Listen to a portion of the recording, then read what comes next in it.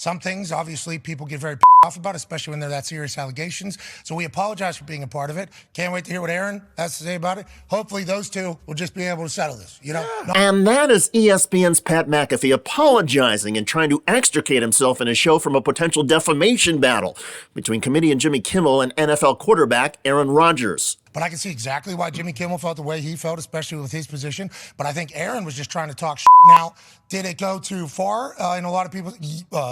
Jimmy Kimmel certainly said that was the case. On the Pat McAfee show the day before, the topic switched to Jeffrey Epstein and the list of people associated with the underage sex trafficker. This has something to do with the Epstein list that came out? Feels like That's supposed to be coming out soon. Look, this guy's been waiting in his wine cellar. Yeah. I've been waiting in my wine cellar for this thing. A lot of people, including Jimmy Kimmel, are really hoping that doesn't.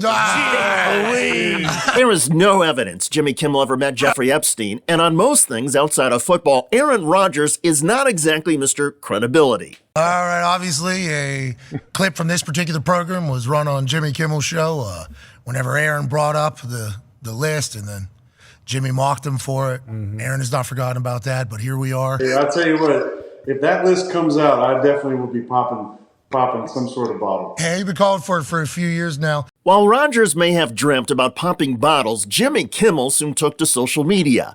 Dear for the record, I've not met, flown with, visited, or had any contact whatsoever with Epstein, nor will you find my name on any list other than the clearly phony nonsense that soft-brained wackos like yourself can't seem to distinguish from reality. Your reckless words put my family in danger. Keep it up, and we will debate the facts further in court.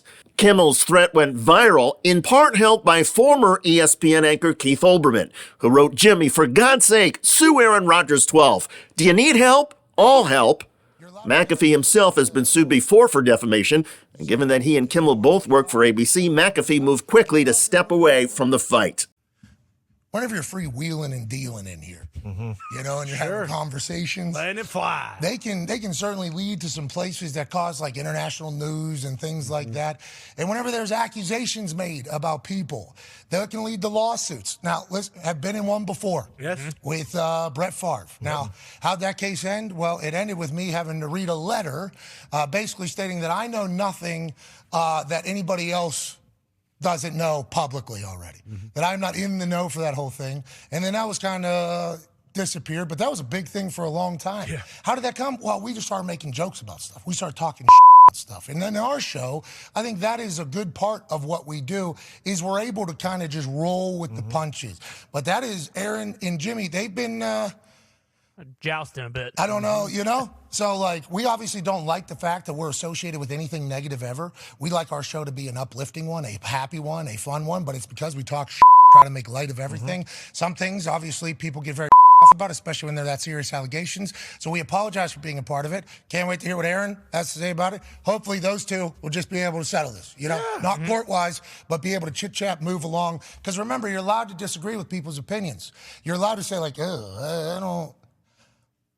McAfee is correct. We are allowed to disagree with each other's opinions, but when you falsely accuse somebody of being involved with a sex trafficker, and then you publish that claim in print or on a television show, there is a potential defamation claim.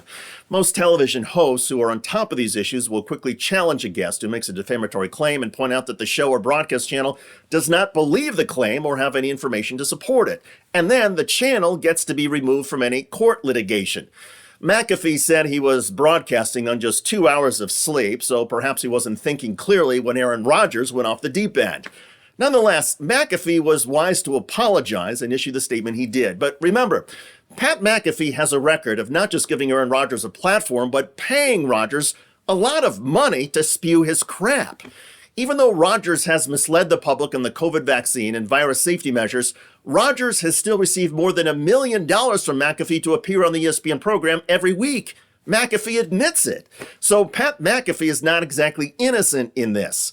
All broadcasters will succeed or fail based in large part on the level of their credibility. Pat McAfee keeps throwing his out the window with Aaron Rodgers. And for ESPN, which once could be depended on for trustworthy sports journalism, it's another sign of the channel's demise into speculation and infotainment that does nothing to help or enlighten viewers. By the way, in the world of politics, Colorado Republican House member Lauren Boebert just accidentally highlighted her own alleged corruption. When you have Barbara Streisand coming in and donating to the Democrat, when you have Ryan Reynolds coming in and donating to the Democrat, it shows you that Hollywood is trying to buy their way into Congress. And Colorado's 3rd district is not for sale. But with my announcement running in the 4th district, that shut down the money, the dark money that was flowing into our district to try to purchase this seat. So to keep the seat from being purchased, Lauren Boebert is changing from Colorado's 3rd district to the 4th. Never mind, of course, that by Boebert's own definition of what campaign donations will buy, Boebert is already owned by conservatives. Federal election records show her donations last year included $3,300 from billionaire heiress Margaretta Taylor of New York. Boebert also received $3,300 from Peter Lamelas, who runs a for-profit urgent medical care system in Florida. Should emergency room visits be a for-profit business? Are conservative billionaires deserving of more tax breaks? Well, that's what Lauren Boebert believes, and it must be because of the money Boebert received in campaign donations. Right, Lauren? Check out that video at the link below. I'm David Shuster. Thanks for joining us.